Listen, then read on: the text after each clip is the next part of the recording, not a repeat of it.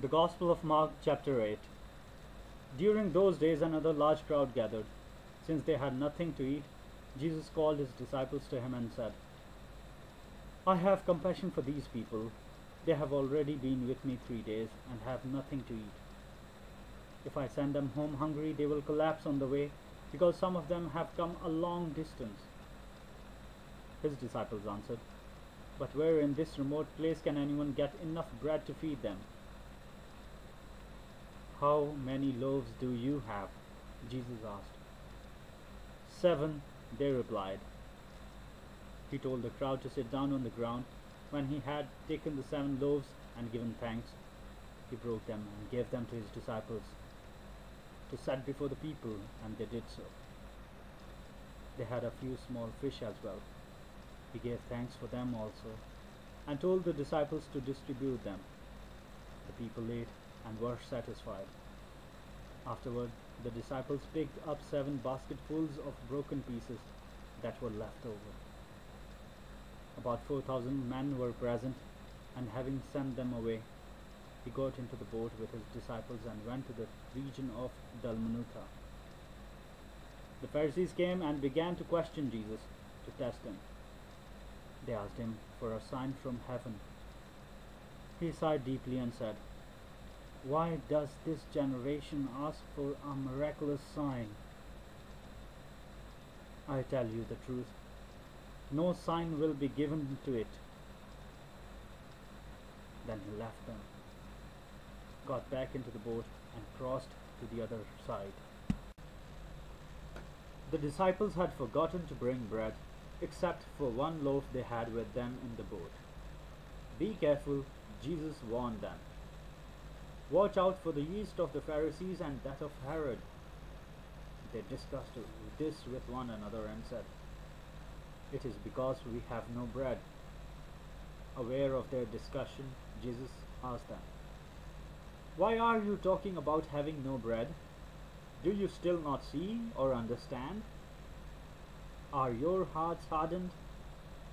Do you have eyes but fail to see, and ears but fail to hear?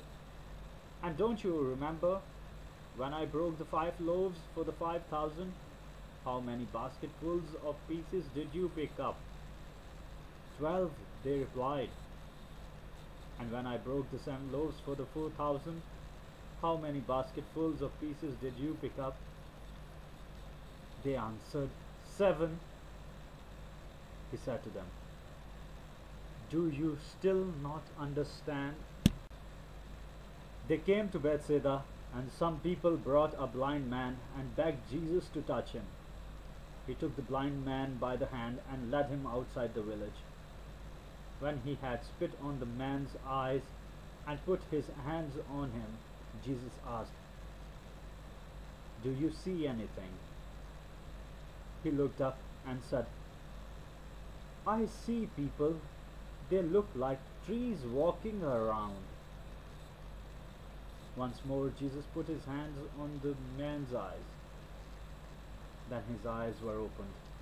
His sight was restored, and he saw everything clearly. Jesus sent him home, saying, Don't go into the village. Jesus and his disciples went on to the village around Caesarea Philippi. On the way he asked them, Who do people say I am? They replied, Some say John the Baptist, others say Elijah, and still others, one of the prophets. But what about you? He asked. Who do you say I am? Peter answered, You are the Christ. Jesus warned them not to tell anyone about him.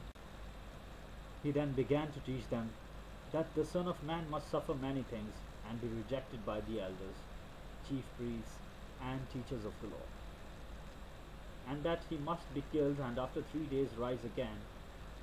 He spoke plainly about this, and Peter took him aside and began to rebuke him. But when Jesus turned and looked at his disciples, he rebuked Peter.